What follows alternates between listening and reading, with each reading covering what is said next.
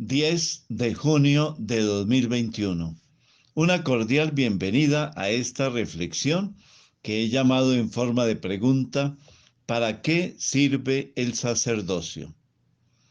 En alguna ocasión, el líder comunista italiano, Enrico Berlinguer, quien era secretario general del Partido Comunista Italiano, decía: si nosotros los comunistas tuviésemos a 1 millón de mujeres y hombres, como los sacerdotes, los religiosos y las monjas, con voto de obediencia y dispuestos a cualquier sacrificio, haríamos una verdadera revolución social.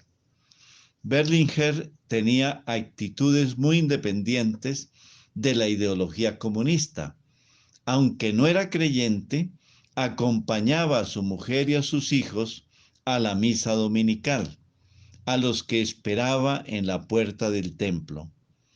Se alejó del Partido Comunista de la Unión Soviética por su estilo dictatorial y la falta de respeto a los derechos humanos. Siguió una línea moderada que se cristalizó luego en el eurocomunismo, que abogaba por la soberanía nacional, la democracia y la libertad de expresión y de prensa. Era un hombre que tenía un gran respeto por la Iglesia Católica. Tendríamos que agregar lo que me decía alguna vez el director de UNICEF para América Latina en la década del 90, quien era un noruego de origen luterano.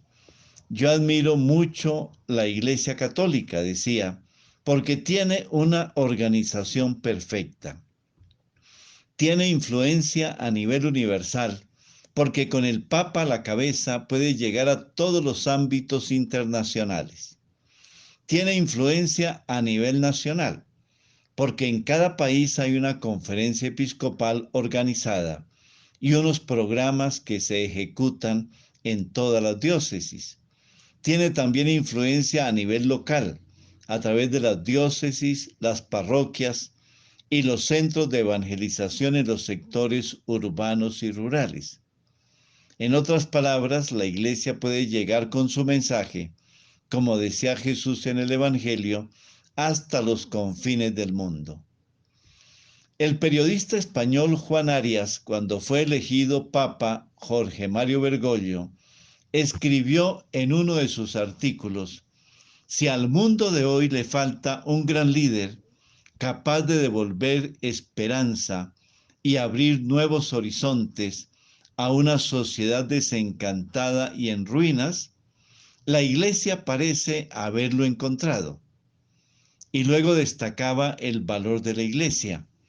Es una institución, decía, a pesar del peso de errores que arrastra, de las mejor organizadas del mundo, que cuenta con la friolera de 1.200 millones de fieles, un ejército de más de 1 millón de sacerdotes y religiosos, con 114.736 instituciones asistenciales en el mundo, 5.246 hospitales, 74.000 dispensarios y leproserías, 15.208 residencias de ancianos incurables, 1.046 universidades, 205.000 colegios, 70.000 asilos nido con 7 millones de alumnos, 687.282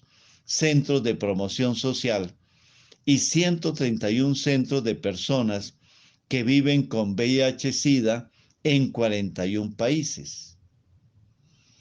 En este día en que la Iglesia celebra la fiesta de Jesucristo, sumo y eterno sacerdote, tenemos que preguntarnos qué nos falta a los católicos para ejercer una mayor influencia en la sociedad, a fin de llevar un buen mensaje de paz, de concordia, de reconciliación, de unidad, de progreso y superación. Teniendo tantas posibilidades, una de las respuestas puede ir en la línea del sacerdocio en la vida de la Iglesia. Generalmente cuando hablamos de sacerdocio, nos referimos al ministerio presbiteral y nos olvidamos que todos, hombres y mujeres, desde el momento de nuestro bautismo, comenzamos a participar del sacerdocio universal de Jesucristo.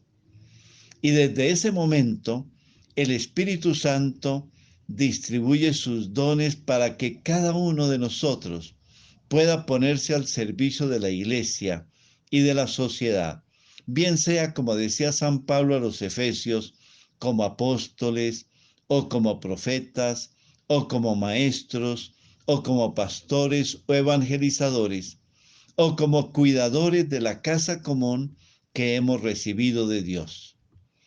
Cuando festejamos a Jesucristo, sumo y eterno sacerdote, estamos celebrando también el acontecimiento salvífico de nuestro bautismo. Hay dos momentos muy especiales en los cuales Jesús nos dio ejemplo de la manera de ejercer el sacerdocio. El primero, aquella tarde, cuando reunido con sus discípulos, el maestro se levantó de la mesa, tomó una jofaina y una toalla y comenzó a lavar los pies a sus discípulos. Ante la sorpresa y reticencia de algunos y la alegría de otros, Jesús les mostró de qué manera tenían que ejercer su ministerio. Por eso al final les dijo: ¿comprenden lo que he hecho con ustedes? Ustedes me llaman el Maestro y el Señor, y dicen bien porque lo soy. Pero si yo, el Maestro y el Señor, les he lavado los pies, también ustedes deben lavarse los pies unos a otros. Les he dado ejemplo para que lo que yo he hecho con ustedes, ustedes también lo hagan. Y el segundo momento nos lo presenta el Evangelio de hoy, tomado de Lucas 22, versículos 14 a 20, cuando Jesús, tomando un pan, pronunció la acción de gracias, lo partió y se lo dio a sus discípulos diciendo: esto es mi cuerpo, que se entrega por ustedes. Hagan esto en memoria mía. Es una invitación para ejercer nuestro sacerdocio, sirviendo a los demás y celebrando la acción de gracias en la Eucaristía. Una pregunta para compartir en familia: ¿cómo podemos vivir el sacerdocio universal de los fieles cristianos que recibimos un día en el bautismo? Unámonos a esta plegaria a María, Madre del Sumo y Eterno Sacerdote.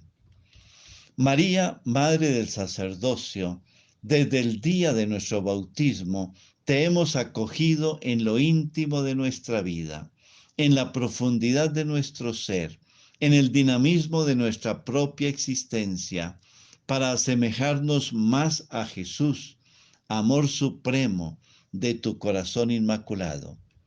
También los presbíteros que hemos consagrado la vida al ministerio apostólico, te invocamos como Reina de los Apóstoles, como Madre del Sumo y Eterno Sacerdote, como auxilio en nuestro ministerio. Te veneramos y te amamos, con devoción y culto filial. Amén. Bendiciones del Señor para cada uno de ustedes y sus familias.